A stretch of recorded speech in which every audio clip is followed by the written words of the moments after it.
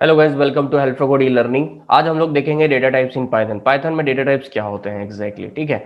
सो इसके पॉइंट्स पहले हम लोग समझ लेते हैं कि what is the data type. Data type क्या होता है गाइस? आपका डेटा टाइप दैट मींस कि that tells that which type of value hold by a variable. आपके वेरिएबल ने किस टाइप की वैल्यू होल्ड करके रखी है, ये चीज बताने का काम किसका है? ये चीज बताने का काम आपके डेटा टाइप का है कि आपके वेरिएबल में किस टाइप की वैल्यू होल्ड करके रखी हुई है। देन दूसरा पॉइंट यहाँ पे जो पाइथन में सबसे इंपॉर्टेंट है, पाइथन में आपको एक्सटर्नली या एक्सप्लिसिटली कोई भी डेटा टाइप डिक्लेयर करने की बिल्कुल भी जरूरत नहीं है। क्यों? क्योंकि पाइथन का जो इंटरप्रेटर है, पाइथन वर्चुअल मशीन, ये क्या करता है? इंटरनली चेक करता है कि आप कौन सी वैल्यू प्रोवाइड कर रहे हो, आप कौन सी वैल्यू इसे रन टाइम पे प्रोवाइड कर रहे हो, या मतलब आपने पहले से भी अगर कोई वैल्यू असाइन कर रखी है तो रन टाइम में वैल्यू कौन सी जा रही है। इंटीजर जा रही होगी तो ये इंटरनली ऑटोमेटिकली इसको इंटीजर क्लास असाइन कर देगा। अगर आप फ्लोट वैल्यू दे रहे हो तो इंटरनली ऑटोमेटिकली इसको फ्लोट क्लास असाइन कर देंगे। अगर आप इनको कॉम्प्लेक्स वैल्यू दे रहे हो तो इंटरनली ऑटोमेटिकली इसको कॉम्प्लेक्स क्लास असाइन कर दिया जाएगा। हर एक डेटा टाइप के लिए एक रिस्पेक्टिव उसका क्लास अवेलेबल है पाइथन में गाइस। इंटरनली हर एक डेटा टाइप के लिए एक क्लास अवेलेबल है। तो जो भी आप वैल्यू प्रोवाइड करेंगे, इंटरनली वो पाइथन इंटरप्रेटर क्या करेगा? चेक करेगा पाइथन का इंटरप्रेटर की कौन सी वैल्यू आ रही है, उसके अकॉर्डिंग ये पर्टिकुलर क्लास उसे असाइन कर देता है। और दैट्स व्हाई हम पाइथन को इसकी वजह से हम लोग सिंपल भी और इजी भी हम लोग बोलते हैं, ठीक है। देन इंटीजर गाइस, आपको यहाँ पे क्या होता है कि पाइथन में आपका पाइथन 2 तक लॉन्ग डेटा टाइप था, लेकिन पाइथन 3 में आपका जो है कि लॉन्ग रेंज की वैल्यू भी आप इंटीजर में ही असाइन कर सकते हो। देन यहाँ पे आपका जो है कैरेक्टर नाम का कोई भी डेटा टाइप नहीं है, आप कैरेक्टर दो या स्ट्रिंग पास करो, अल्टीमेटली वो स्ट्रिंग क्लास को ही बिलोंग करने वाला है। ये चीज हम लोगों ने लास्ट जो है कि वीडियो में ये चीजें कवर कर चुके हैं, फिर भी मैं यहाँ पे एक बार आपको बता रहा हूँ।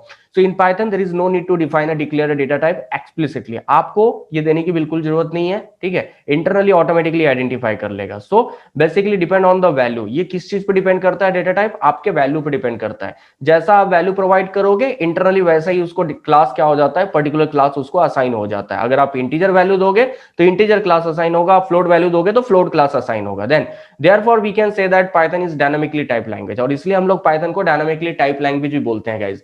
डायनामिकली टाइप लैंग्वेज क्यों?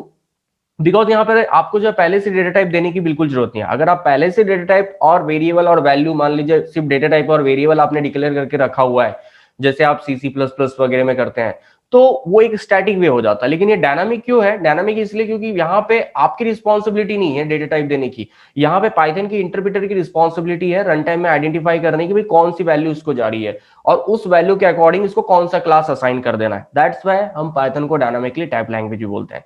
सो अभी हम लोग देख लेते हैं कि कौन कौन से बेसिकली एक तरीके से कैटेगरी देखते हैं, और कैटेगरी के अंदर में कौन से डेटा टाइप्स आपके आते हैं, फिर इसको मैं प्रैक्टिकली भी आपको बताता हूँ। फॉर एग्जाम्पल यहाँ पे टेक्स्ट टाइप्स आप देख सकते हैं, तो टेक्स्ट टाइप के अंदर में आपका और मैपिंग टाइप्स है, देन सेट टाइप्स है, देन बाइनरी टाइप्स है, ये सब कैटेगरीज है। तो टेक्स्ट टाइप में आपका स्ट्रिंग आ जाता है। मैंने पहले ही बोला था कि आप कैरेक्टर प्रोवाइड करें या स्ट्रिंग प्रोवाइड करें, अल्टीमेटली वो स्ट्रिंग क्लास को ही बिलोंग करेगा। एस टी आर करके हम यहाँ पे हमारा स्ट्रिंग क्लास है। मैपिंग टाइप्स में आपका डिक्शनरी आ जाता है, जो कि की और वैल्यू ये पेयर में डेटा स्टोर करता है, ठीक है। की और वैल्यू में पेयर में जो है डेटा स्टोर करता है। देन सेट टाइप में आपका सेट एंड फ्रोजन सेट, ये दो डेटा टाइप आ जाते हैं। इसको हम लोग डिटेल में देखेंगे वन बाय वन। देन जाके बाइनरी टाइप में आपके bytes, byte array and memory view, ये तीन आ जाते हैं। देन आगे बढ़ते हैं guys, boolean type, numeric type and sequence type. Boolean type में आपका एक ही डेटा टाइप आता है, बुलियन, ठीक है। देन जाकर के न्यूमेरिक टाइप में आपका इंट, फ्लोट और कॉम्प्लेक्स, ये तीन डेटा टाइप्स आ जाते हैं। सीक्वेंस टाइप में आपका लिस्ट, टपल एंड रेंज, ये दूसरा टाइप ये जो है कि ये तीन टाइप आ जाते हैं। तो ये बेसिकली कैटेगरीज हैं, कौन से कैटेगरी में कौन सा डेटा टाइप बिलोंग करता है ये आपको पता होना चाहिए, और आपके हिसाब से ये सारी चीजें क्लियर होनी चाहिए, ठीक है। तो जो है कि कहीं पे भी आपको कॉन्फ्लिक्शंस नहीं आ सकते हैं। देन जाकर के इसका थोड़ा सा प्रैक्टिकल पॉइंट ऑफ व्यू से हम देखते हैं कि जो मैंने अभी आपको बताया है कि इंटरनली आपको एक्सप्लिसिटली कोई भी डेटा टाइप देने की जरूरत नहीं है। इंटरनली पाइथन इंटरप्रेटर की ये रिस्पॉन्सिबिलिटी है कि इसको पर्टिकुलर क्लास प्रोवाइड करना। तो ये एग्जैक्टली होता कैसे है, इसको हम लोग थोड़ा सा चेक कर लेते हैं, ठीक है। सो यहाँ पे जैसे कि मैंने एक डॉक्यूमेंट लिया हुआ है, एक फाइल लिया हुआ है, इसको मैं सेव कर देता हूँ, ठीक है। सो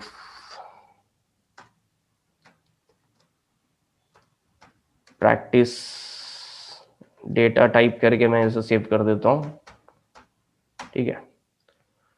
सो यहाँ पे हम लोग प्रोग्राम थोड़ा सा ट्राई करके देख लेते हैं कि एग्जैक्टली कैसे ये वर्किंग करता है। हमें एक्सटर्नली डेटा टाइप देने की बिल्कुल जरूरत नहीं है। फॉर एग्जांपल यहाँ पे जैसे कि मैं नेम लेता हूँ, ठीक है। Name equal to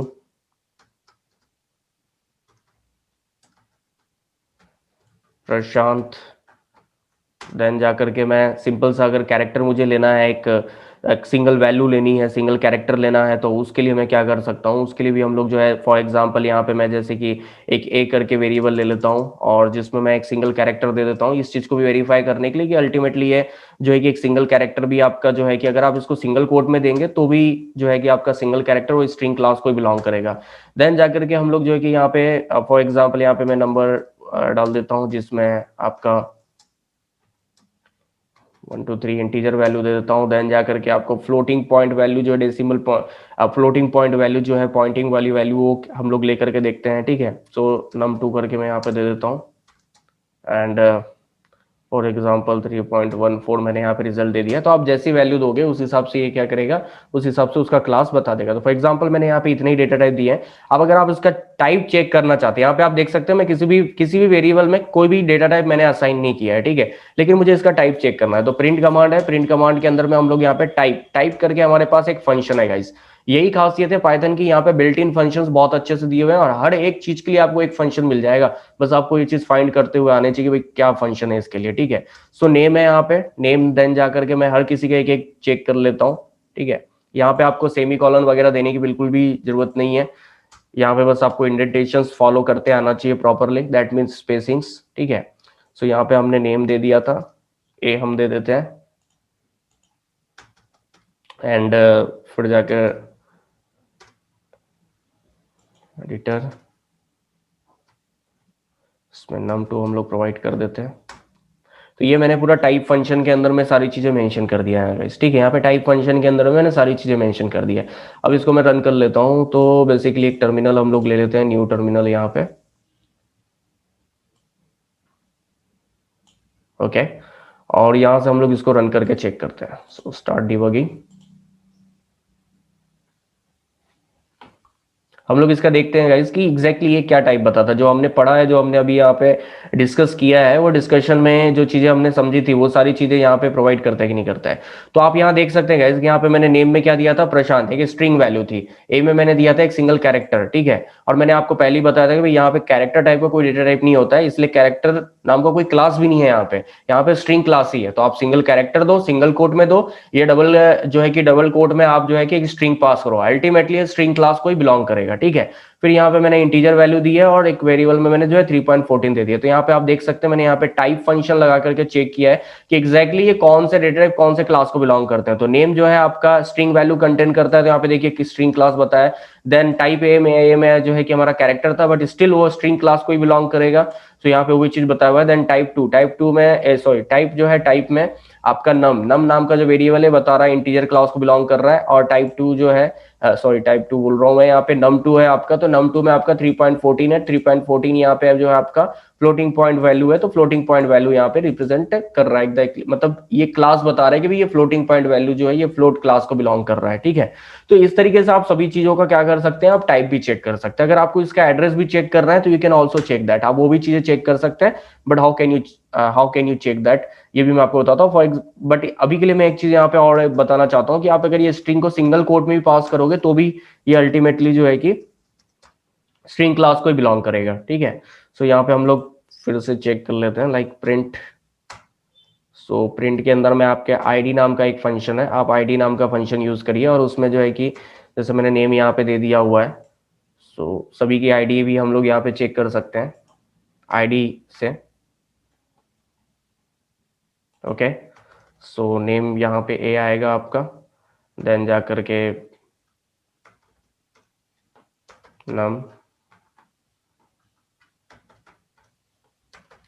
num2, okay. सो ये से मैं क्लियर कर लेता हूँ पहले और फिर से हम लोग इसे रन करते हैं, चेक करते हैं कि इस बार जो वैल्यू दे रहा है वो अल्टीमेटली प्रशांत जो है वो स्ट्रिंग क्लास को बिलोंग करेगा। और इसके आईडीज हम लोग चेक कर लेते हैं। यहाँ पे आप देख सकते हैं जो लास्ट आउटपुट था वो एग्जैक्ट सेम है, बस यहाँ पे आप देख सकते हैं आईडीज किस तरीके से है, आप उसकी चेक कर सकते हैं, ठीक है। ये फ्यूचर में जो है कि बताऊंगा कि कैसे इसका यूज होता है या कहाँ पे आपको इसकी जरूरत पड़ती है, ठीक है। सो गाइज इस वीडियो में हम लोग यहीं तक देखेंगे, नेक्स्ट वीडियो में मैं आपको इसके आगे की चीजें जो है एक्सप्लेन करूंगा। So thank you guys.